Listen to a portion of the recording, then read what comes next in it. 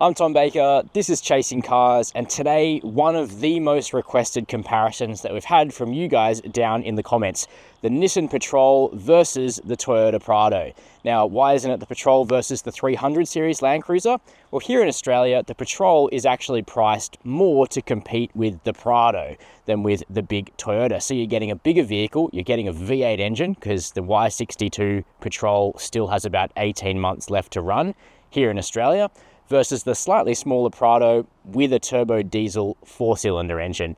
But of course, the comparison is much more than just those basic specs. Now, this was actually a fairer fight until about 2 weeks ago, because Nissan increased the price of the Patrol by $5,000 across the range because of Australia's new vehicle efficiency standard, which is the new CO2 regulations in the Australian new car market. The Patrol produces a lot of CO2, as you'd expect for a big petrol V8. There are penalties for car makers that sell too many high CO2 vehicles. Hence, Nissan has increased the price of the Patrol to cover that. So it's now more expensive, but it's still within the realm of a pricey Prado. So which four-wheel drive should you buy for family life? We're going to test both of these vehicles in today's video.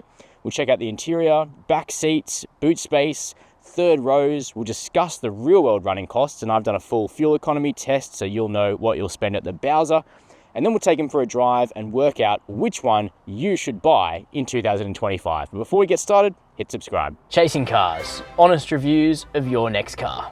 Brought to you by Budget Direct. Jumping into the redesigned cabin of the 2025 Patrol, we'll talk about the changes in a moment. What's important to know is there are 3 Patrol variations in Australia. This is the entry-level TI, still pretty luxurious as we'll see. There's a TI Warrior with extensive Australian-developed off-roading components that is a real monster in the bush. And then there's the flagship TIL, which is about 15 grand more than this car and picks up luxuries like a Bose premium stereo, sunroof, power tailgate, and a 7-seat configuration compared to the 8 seats that you get in the TI. But now what you're looking at in terms of price is that a base Patrol sits somewhere between the Prado Altitude, which is the off-roading focused variant, and the Kakadu, which is the flagship Prado that is about 110k on the road for a 4-cylinder diesel. So at that end of the Prado range, that's where you start to look at something like this Patrol TI as maybe being good value. Now, I did not have on my bingo card that Nissan Australia was going to do one more interior facelift for the Patrol in 2025 because the new gen Y63 is coming next year. But what I assume happened is that the old tooling for the old Patrol overseas became available, and we finally got the new dashboard that the Americans received in like 2021. Well, anyway, it's finally here in Australia, and it's actually done quite a good job at improving the feel of the cabin of the Patrol. This is an old vehicle now. It's been on sale for donkey's years in Australia, but the new cabin actually makes it feel like a much newer car. Bigger 12-inch screen up here with wireless Apple CarPlay and Android Auto. That's easy to use, and I love the fact that you still have this old redundant physical controller down here, which actually does control CarPlay, or you can just reach out and use the touchscreen. The old, tiny, really embarrassing screen in the dials before has been replaced with a 7-inch color screen here, which is fully featured actually and shows you your nav directions, your song, your speed. It's perfectly modern and framed by handsome analog gauges. Still the same big, wide rim leather steering wheel here. Proper controls for your climate and your off-roading settings, 2-speed transfer case, of course. And we're sitting on leather seats, genuine leather in this vehicle, but they are very broad and have like no side bolstering at all. So you kind of slide around, as we'll see when we take it for a drive. But storage space is okay. 2 cup holders here. Wireless charging's been added. USB-C. Big area under the armrest here. Okay sized door bins. And you sit really high with a very commanding view out of the Patrol. You do feel like the king of the road in this vehicle. So up front, nice job at improving the product for its last year or two on sale, Nissan. Let's check out the back seat. Now, at the start of this video, I explained our reasons about why this is a Patrol versus Prado test compared to 300 series, and it's about price here in Australia. But in the second row of the Patrol is where you reap the benefits of the Nissan being a physically larger vehicle. It's half a class bigger than the Prado. And it is voluminous back here in terms of space. For myself, at 6 foot, 183 centimeters, headroom's no issue, no sunroof on the TI grade. Legroom is huge behind my own driving position, plenty of tow room. You can fit another person in the center because the floor hump is very, very low. We've got roof mounted air vents back here, a separate climate zone, the ability to open the center bin from back here, which is quite nice, extra USB ports in the old USB-A style, and all of the sort of plush materials continue here into the back. You can fold down an armrest with two of the tiniest cup holders you've ever seen. So if your backseat passengers like a little espresso, they're in luck. Otherwise, not great, but you do still have the big bottle holders in the doors. Jumping into the Prado now, the immediate feeling is one, it's more intimate and tight in here. That's because the Prado is a little bit smaller than a Patrol. It's still a big vehicle. In fact, it's basically the same size as a 300 series LandCruiser these days, although the interior is a touch more hemmed in. The other thing you feel is that the Prado just feels like a lot newer as a product, which of course it is. It does have this 80s, 90s revival aesthetic going on, which I like, but everything is just much more contemporary in terms of the layout of the systems, and the ergonomics are superior in the Prado. The seats are also more comfortable. They've got a bit more lateral bolstering, which means that, you know, some people will find it harder to fit in a Prado compared to a Patrol, but for myself, definitely these seats are better. They're a little bit softer, you sink into them, but they are not genuine leather. We're in a Prado GXL here, and this has artificial leather, but if this was a fairer fight on price, we'd probably be using the Prado Altitude or VX, and they both have genuine leather seats. They also have a few more toys than the Patrol TI. The Altitude has a sunroof, and they both have a 14-speaker JBL stereo, for instance, whereas you've got to go to the TIL Patrol before you'll get premium audio. And speaking of the seats, one of the ways you can tell the Prado is a newer product is that it has heating and cooling for the seats from the GXL upward. When the Patrol was released in Australia, there was no expectation of heated seats on low-end grades in this country. That's something that has really changed over the last 10 or 12 years. I also like the way you interact with the systems in the Prado. The screen is neatly integrated here, the same 12-inch size as the Patrol, but in the Nissan, it's so far away from you, it feels smaller. In the Prado, it's right here. We've also got the same size instrument cluster as the Patrol, a 7-inch screen in the Toyota, but less information is presented on it because we don't have the analog dials. High-end Prados do have a larger 12-inch driver's screen. However, just like the Nissan, physical controls for your climate down here, all physical for the four-wheel drive system, but the driver's pedal box, it's just tighter. Everything feels a little bit tighter. Under here, some storage, big cup holders, wireless charging, big door bins, and a dark headliner, which also makes it feel a little darker in the cabin than in the Patrol. Both of them have things to like about their interiors, that's for sure. It really just kind of depends on the scale you're looking for. And on that, let's check out row 2. Because the length and the wheelbase of the Prado are a bit smaller than a Y62 Patrol, it makes sense there's less room in row 2. It's still decent though. As a 6-footer, 183 centimeters, I've got okay headroom. Legroom's fine, tow room's a touch constricted, but nothing terrible. And in terms of fitting someone in the center, a little bit less width in the car makes it harder than in the Nissan, and there's also a little bit more of a tunnel running through here. But again, it is possible. Just like the Nissan, we do have a separate climate zone back here and USB ports, although they're the USB-C type here in the Prado. Ceiling mounted air vents, all very similar. Soft materials in the back, again, all similar. And a flip down armrest, but with bigger, deeper cup holders than what you get in the Patrol. In terms of the third row, it's the larger size of the Patrol, which makes it more flexible for families. Still not as good as a minivan. You can squeeze up to 3 people into the back of a Patrol. With the Prado, it's a 2-seat third row. It's tighter in every way, but again, nice to have if you really need it, though it massively compromises the boot space in the Toyota. Now, the battle of the boots, and it's quite a stark one. Now, as I mentioned, this is the Patrol TI, which is why we don't have roof rails. On the TIL, you would have those, but of course you'd be spending more money. On the TIL, you would also have a power tailgate. Frustratingly, even though the TI is over 100k drive away, it's a manual tailgate. It does have mid-sized gas struts, so it's not that hard to close for smaller people, I guess, but at least it opens up to reveal a pretty well packaged boot with a third row. Now, the Patrol is an 8-seater, very flexible, and that third row folds almost flat into the floor. It's conventional, it's square, it works as you'd expect. Underneath here, a little bit more storage. This car's got the tow package fitted and underneath a full-size matching alloy spare. Close up that tailgate. And now it's time for a bit of a horror show. Sometimes the logistics that go into these shoots is a little bit interesting. For instance, the actual road testing of the Patrol happened last week with a different vehicle, so the shoot car is brand new and perfectly clean, whereas this Prado has just come back from Jindabyne in New South Wales, where it was supporting another exciting SUV comparison you should definitely be subscribed for. Now, being the GXL, we have a power tailgate, customary Toyota beeps, they can be coded out. And this is also the GXL 7-seater, and you shouldn't buy the 7-seater unless you really need it. With a 5-seat configuration, which is optional in the GXL and saves you $1,000, you get a big square conventional boot, no issues with it really. But with 7 seats, there's a problem. Because of the mild hybrid system, which is standard on the Prado, the boot floor is higher than it should be.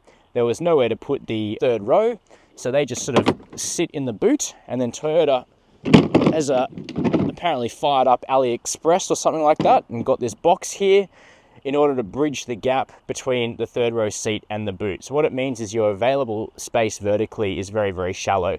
Now, I appreciate there's a solution for families that need a third row. It's just not particularly elegantly packaged. The Lexus GX, which is related to the Prado but doesn't have the mild hybrid system, has a much better deal back here. So for now, if you're going Prado and you can live without the third row, I would really recommend sticking to the 5-seat version of this vehicle. But fair's fair, and one cool thing about the Prado boot that the Patrol doesn't have is that you can just open up the glass to chuck things in easily. When it comes to running the big Y62 Patrol, Nissan did lengthen the service intervals during the life of this vehicle to 12 months and 15,000 kilometers, and I'll put the prepaid service pack price on screen now.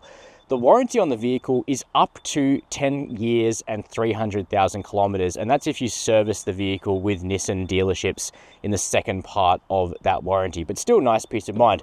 Of course, though, the main running cost of the Patrol is all about fueling the thing. Now, this thing requires at least 95 petrol. They do recommend 98, and it's got quite a thirst, although perhaps not as bad as you might expect. If you drive this vehicle moderately, the fuel consumption on average for me, and over my sort of last 500 Ks of testing, settles at about 15.3 litres per 100 Ks, which for a big non-turbo petrol V8 in a huge and enormous and heavy vehicle like this, I think isn't too bad. On the highway, you'll dip down into sort of the 11-12 territory. In town, you'll be closer to 20. So yes, there's a thirst here. The tank isn't enormous, but you can stretch the range to about 1,000 Ks on the highway if you try. By contrast, the fuel consumption of the Prado is a lot more manageable, but you'd hope so, having half the power of the Patrol. Now, in Australia at least, the Prado is diesel only. Overseas, you can get a turbo petrol hybrid. Expect to see that come to Australia in the near enough future. But for now, over my long-term test of a Prado GX, and also over our extensive testing of this GXL, which went to the snow and back here in New South Wales, the fuel consumption settles at about 10 litres per 100 kilometres. And given this as a 110 litre fuel tank, your range is in fact over 1,000 Ks in the Prado. So it's fairly economical, but it also requires AdBlue because this thing has a diesel particulate filter and modern emissions. So that's also something you got to keep filled up in this vehicle. Servicing is every 6 months, 10,000 Ks. Price on screen now. Warranty is 5 years, unlimited kilometers for the Prado. But what about heavier duty tasks like towing or driving off-road? Well, both of these vehicles are proper four-wheel drives with excellent capability built in, and neither of the variants tested here are purpose-built off-roaders. For that, you'd want to look at the Nissan Patrol Warrior, which is expensive but truly excellent off-road, while perhaps the base Prado GX, which we ran as a long-termer, or the Prado Altitude would be superior to a GXL if off-roading is the focus. However, both of these vehicles can certainly do it. Off-roading specs are pretty good. For the Patrol, 34-degree approach angle, 26-degree departure angle, and a significant 273 millimeters of claimed ground clearance. Meanwhile, the Prado has a 31-degree approach angle, only a 17-degree claimed departure angle, which is perplexing, and 210 millimeters of ground clearance. Now, they can both tow 3.5 tons. Of course, the Patrol's extra 200 kilos of weight and significant extra power is going to make it easier to tow on the limit. The Nissan also has considerably more payload when towing 3.5 tonnes, with 369 kilos remaining versus just 265 kilos remaining in the Prado. However, we would recommend keeping your towing to 3,000 kilos with either of these vehicles. Just before we go for a drive to see which one is best on the road, let's check out the pièce de résistance of the Patrol, and that is the VK56 engine. Probably the biggest problem for the Prado in this comparison.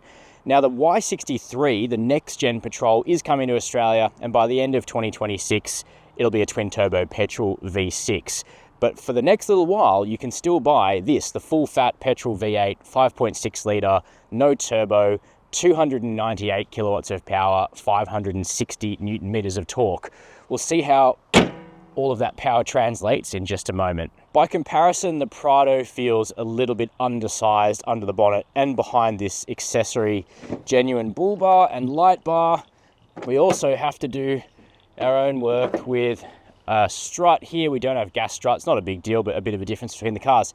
Now here we've got the 2.8 litre turbo diesel 4-cylinder engine Prado. It's also used in the Hilux. It's got a 48 volt mild hybrid system, which doesn't really do much.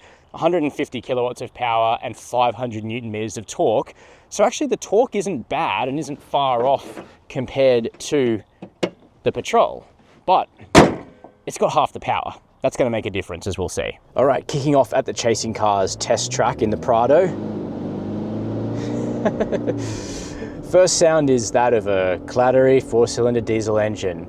Not that that's necessarily a bad thing. I mean, it's been part and parcel of this segment for a long time here in Australia, and there's something agricultural and trucky that I actually kind of like about the Prado. I also like what Toyota's done to the 8-speed torque converter automatic transmission in this vehicle. The old Prado had a 6-speed auto. We've now picked up the 8-speed, and it's got pretty smart logic through it that shifts snappily, is quite aggressive, and tries to keep the 2.8 litre engine on the boil as much as possible, which it needs to do because this is a 2.5 tonne vehicle with 150 kilowatts of power and 500 newton meters of torque. So the power to weight ratio is really bad in the Prado, and it needs as much help as it can get in order to accelerate promptly. Even then though, this is an underpowered vehicle because as soon as you put a lot of mass in the car or you're towing something, you're really crying out for a more powerful option, whether that's something like a Y62 Patrol or a 300 series LandCruiser or a Lexus GX. But of course, you are paying more for any of those options. Unless the Prado that you're interested in is an Altitude or a VX or a Kakadu, you know, the higher end of the Prado pricing, then you really need to be thinking about something like that Patrol, which is just so much quicker. That said, moving aside from the powertrain, there are things the Prado does better than the Nissan. In virtually all other aspects of driving, the Prado is superior. Certainly the Nissan's hydraulic motion body control is clever in terms of being able to keep it upright in the corners, and you can attack corners quickly in it. But the Toyota actually has inherently good chassis tuning. The ride quality is a bit bumpy and a bit agricultural and not as good as the Patrol, but the steering is miles better in the Prado. It's much more direct off center. It's much more intuitive in terms of the connection to the front wheels and getting the response that you're expecting from the vehicle. Mechanical grip is really good. The driving position's better. You just feel more in control in the corners in the Prado. It's easier and more car-like to drive. Much lighter steering is something that you'll notice too. Off-road, these two vehicles are both capable, though out of the box, the larger Patrol is a little bit more capable in terms of its technology, but it is a bigger vehicle, which is of course going to be more cumbersome in certain situations. Refinement-wise, the Patrol is quieter. Certainly the dominant characteristic here in the Prado is the noise of that engine anytime that you need to accelerate. But you are also enjoying much more modern safety technology in the Toyota, and I don't mean that in a tongue-in-cheek way, because the lane keeping and the adaptive cruise control are really well tuned in the Toyota, so you find yourself actually using them, and the 360-degree camera is much, much clearer. You now join me in the Patrol for a drive, and the methodology there is it's generally better to start slow and then go fast. That's typically how I like to do my comparison drives, and certainly compared to the Prado diesel, the Patrol is fast. Let's put our foot down. There's 100. Holy moly. Not only is the Nissan genuinely quick, like despite its size and weight and aerodynamics, this car has a lot of power and a lot of torque, and it deploys it very, very quickly with almost no powertrain lag. But because of its size and its weight and the driving position and the isolation from all the noise, this is one of those cars where you find yourself accidentally going quite a lot quicker than you intended. And if you just get into this car after having like a mid-size SUV or something, you're gonna have to adjust down your speed, because you'll be plodding along and you'll go, oh my God, does the speedo actually say that? So all of this is to say is that it's the obvious thing, right? The Nissan Patrol Y62 with the 5.6 V8 is a much, much, much faster and high performance vehicle than any Toyota Prado in 2025. Like, even if Toyota brings in the overseas 2.4 litre turbo petrol hybrid that you can get in America, the Patrol would still be quicker. And it sounds really lusty. Well, as they say, you're never late in a V8, and that's definitely the impression that the Patrol gives you. But you obviously pay for it at the Bowser. You've got double the power of the Toyota. You've got about 10-12% more torque, and you've got 50% more fuel use. So compared to a 300 series, the Patrol can be good value even factoring in your fuel costs. But compared to a Prado, you've got to think about what the Y62 is really going to cost you in an ongoing sense, because your fuel costs are going to be at least 50% higher than a Prado. So the more mileage you do, the more towing you do, just factor that into your calculations when you think about what this vehicle is going to cost. But the engine is awesome. What about the rest of the experience? Well, it's not bad actually. The Patrol has always been a pretty good vehicle to drive in Y62 form. You wouldn't call it car-like, but you would definitely call it comfortable and isolating. The ride quality is better than the Prado, definitely. It's comparable to a 300 series, which is of course this car's global direct rival. The ride is better in the TI than it is in the Warrior. So the Warrior, with all of its off-roading suspension development, is quite a bit firmer on road. The TI is really plush. You just forget about the road surface, which is great. The Prado, by comparison, is a little bit bumpy. But the handling's an interesting one. The Patrol can hang on in the corners. The tyres are nothing particularly special, but it's got hydraulic motion body control in order to keep it upright. And that works incredibly well, sort of in place of conventional anti-roll bars.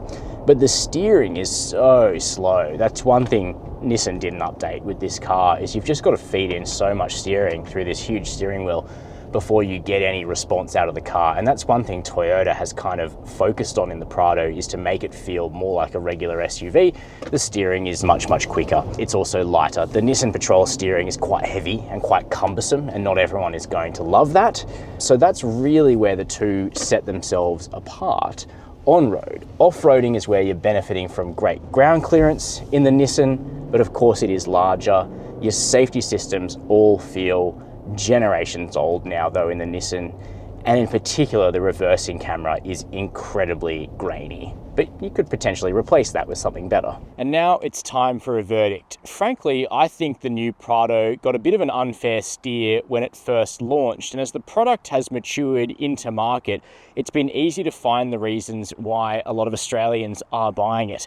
It's a good, well-rounded family vehicle, and in GXL 5-seat specification, it doesn't get much wrong at its price. However, I really do think Toyota needs to innovate powertrain-wise.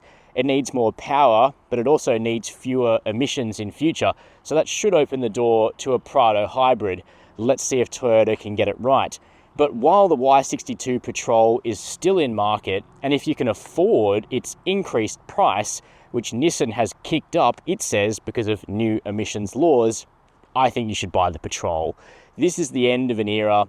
The 5.6 litre petrol V8 has grunt everywhere that it counts. Its fuel use isn't actually too bad, and the renovation that Nissan has done to the interior actually convinced me more than I thought it would. It does feel old and a bit cumbersome in some areas, but this is a lot of car for the money, even at the increased price. Personally, I probably wouldn't go past the TI. I'd buy the cheapest Patrol that I could. Everything will change though 18 months, 2 years from now. We'll have a new Patrol with a downsized 6-cylinder engine. We'll probably have a new Prado powertrain. The prices will be different everywhere you look. So at this point in time, the end of winter 2025, the winner of this comparison is the Nissan Patrol Y62. Keen to know your opinion? Please let us know down below in the comments. While you're there, hit subscribe and the notification bell. And as always, thank you for watching Chasing Cars.